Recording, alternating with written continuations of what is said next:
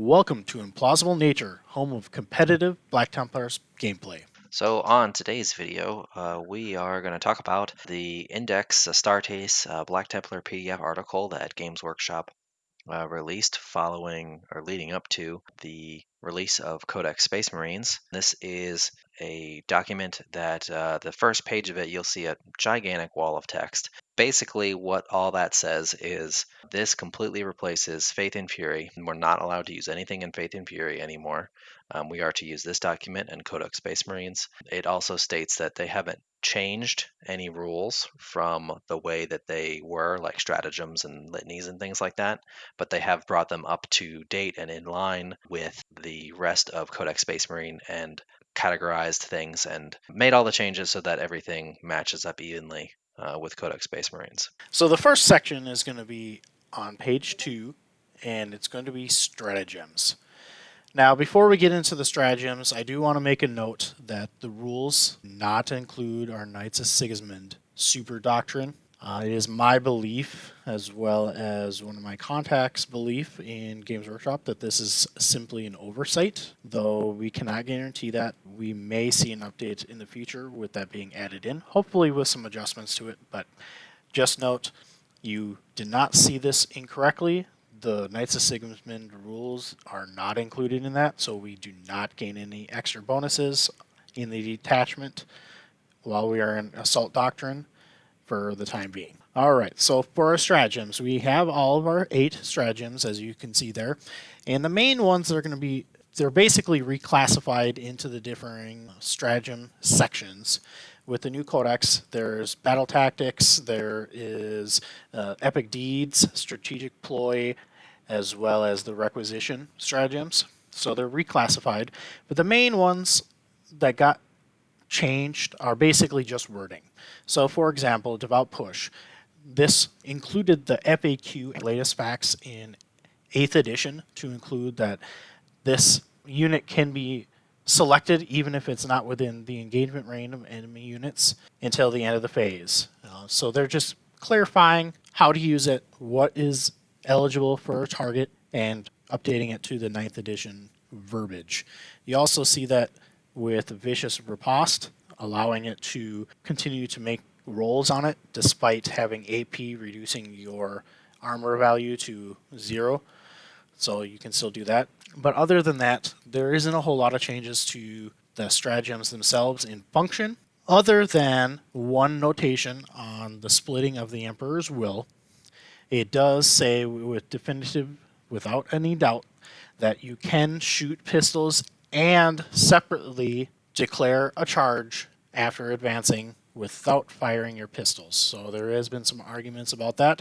You can interchangeably use both or either with the Emperor's Will. You do not have to fire pistols, so you can use them on an item or a unit like Terminators who don't have pistols. There's also some debate on whether Emperor's Will allows you to charge out of an impulsor. That's definitely been clarified, that the way that it is worded, as you can see here, is that it is specifically overriding the restriction on charging from advancing, not anything else. So, which is how it was always supposed to work and how we knew it to be worked. But there was some vagary, especially with the 9th edition impulsor assault vehicle wording. So a little bit of vagary with that. So good that they clarified that up for us. So Litanies of the Devout, these are all basically unchanged as far as what they do. The big change is that they, like the litanies in the Litanies of Battle, are clarified to now be Black Templars core or Black Templars character units only. So, sorry Centurions, you are left out in the cold along with vehicles. So that's kind of, we knew this was coming. Still a little disappointing that we can't give that 5+ Feel No Pain from Litany of Divine Protection to like a Land Raider or something, which really upped their survivability. So, but as soon as they came out with this core stuff in the Litanies of Battle, I knew it was going to be coming to us and that they were going to change it so that we couldn't do it. So it shouldn't be a surprise that this happened, even if it is a little disappointing. Okay, our Warlord Traits. Again, this is going to be just an updating of the wording. Nothing really of note here other than they have given the aura tag to 2 of the Warlord Traits. and clarified some of the wording here. So epitome of piety is one of those. It's saying that it's cumulative with other rules, like Grimaldus's devout Puritan. There was some question whether or not you could double up on those, and in this case, you certainly can. The other thing of note is Frontline Commander is Black Templar's core, so no longer is it going to affect your characters. So you have to be very careful with that, and knowing that your characters are going to start lagging behind if they're not quick enough. And at the bottom here, you'll note that the named characters have still the same Warlord traits as they had before. Which is good because Grimaldus and Helbrecht have two of the better ones, especially for themselves, being able to buff those units around them like that. And Grimaldus getting those 2 denies is really clutch, especially with a +1 on both. So next up, the Crusade relics. Again, pretty much unchanged here. The biggest one is the Aurelian Shroud, is core or character. Like the litanies. This is also disappointing because I know a lot of us use this to protect our backline vehicle units like Land Raiders and other things and Dreadnoughts without invulnerable saves. Although you can still use it on Dreadnoughts because they are core, so that does help. I still think this is going to be a useful relic, just not sort of the auto take that it once was if you were running a Land Raider, because it can no longer affect that Land Raider, but still really useful. Not necessarily a turn 1 relic anymore. You can potentially hold it running up the field with maybe Assault Intercessors or something along those lines, and then at a key moment, a key turn in the battle, pop it so that they get that 4+ invulnerable save. So other than that, no big changes here. They did split Crusader's Helm up into 2 bullet points, as they have been doing. So do you want to talk briefly about the Crusader's Helm with the changes to the auras and how that they work with the core units and characters as well, and some of the nerfs that have happened with some of the things like the Judiciar? You want to make sure that Crusader Helm is some way to increase the value on some of those auras that are kind of short ranged. Apothecary is one of those. Those are things that were not available for a lot of the Space Marines in general. There was the static ones, the Primaris relic that helped out with that. However, this is something that's unique to us. You might be using those on some of those characters down in the future. And then the next one is going to be the Sword of Judgment, is due to the change to the power weapons, or power swords specifically, with our new Space Marine Codex. This is going to be probably seen as a relic mainly for sergeants going forward rather than characters, due to it remaining as a strength +1, being that it will be taking a power sword up from 1 damage to 3 damage instead of using the mastercrafted weaponry that a character probably would have, and make it a more useful relic for a sergeant. So then we have our data sheets on the characters themselves.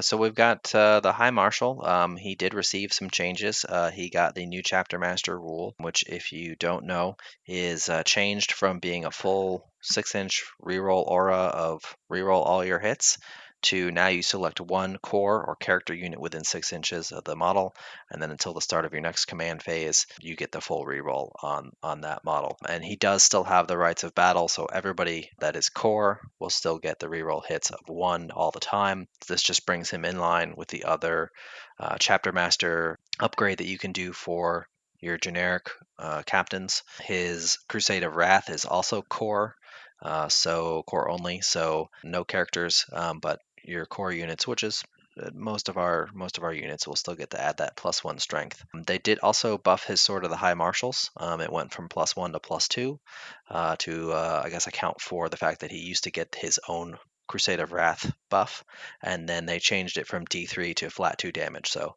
nice little upgrade there, especially with all Marines going to 2 wounds. If you're facing off against Marines, you'll be able to cleave through a Marine with each swing, which is nice. So then we have the Emperor's Champion. So the Emperor's Champion, as it is no longer a core unit, has a little bit of a change here as well. So like Helbrecht, the Black Sword now has +3 strength instead of a +2 strength to account for that loss potential from Helbrecht. So that makes it a potential strength 8 without any additional buffs, as long as you're in combat with a character, which is huge. This guy is going to be a character blender, like he has been before, except without buffs needed. So the only other thing with this one is it got the additional added line in there at the start of the phase, the fight phase. If the character is within the engagement range of any enemy characters, it can fight first that phase. So now it will always fight first, so you don't have to worry about it being charged and losing that ability. But of course, we're going to be probably wanting to charge and choose who we're attacking with that at any point in time. And it's not likely that you're going to get charged by characters, but there could be some times in the battle where they could get charged, and having fight first is never a bad thing in 9th edition. So that brings us to Chaplain Grimaldus. He did not really receive too much changes. Again, they updated him to have his Unmatched Zeal aura be core only, but not unexpected there. Probably the biggest thing to note with him is loss of the Master of Sanctity keyword. We're not entirely sure if this is intended or not, but it's certainly a buff for him because he keeps the ability to know 2 extra litanies and cast 2 litanies on his in his command phase.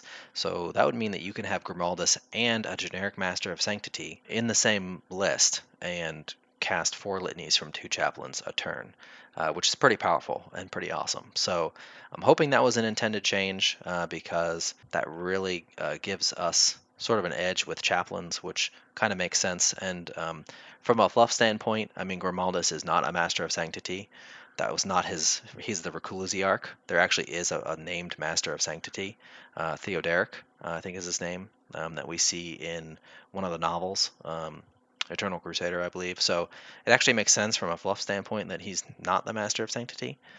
So hopefully that will stay. Going along with him is his little group of Cenobites. They have not really changed at all. They still have their same relic of Hell's Reach aura, notably not core. So that's any Black Templars unit. Ignores the mortal wounds on a 4-up. So you can put them with something that you expect to take some mortal wounds, I guess. Someone may mention this. We've kind of been down on them a little bit as far as being so expensive now. They're 20 points. They've gone up even more. And that just seems like a lot for what they do, and they're so easy to kill. But someone on a Facebook group pointed out to me he uses them for sitting in the backfield performing actions or camping on an objective. And now with the new terrain rules, that's something that might be viable for them. I don't know that I'd go out of my way to make sure I take them, but if I have a spare 20 points that I'm not sure what to do with, I think it could be a good take. I was going to just mention one more thing to note with that is, especially with 9th edition being all about objectives rather than kill points, that's going to be something that Cenobites are much less of a liability for you in your lists. Yeah. The last unit, and probably the most fun, is the Crusader Squad. Everyone loves the Crusader Squad, right? So I'll start with the basics. It's general, pretty much the same.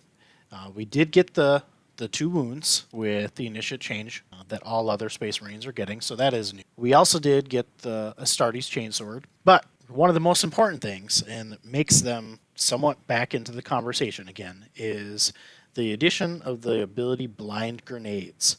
And what that says is while this unit contains 1 or more neophytes, it has gained the smokescreen keyword. And for those that do not yet have that codex in front of them, the smokescreen stratagem allows you to select a unit, and it gains -1 to hit for anything targeting it for that shooting phase.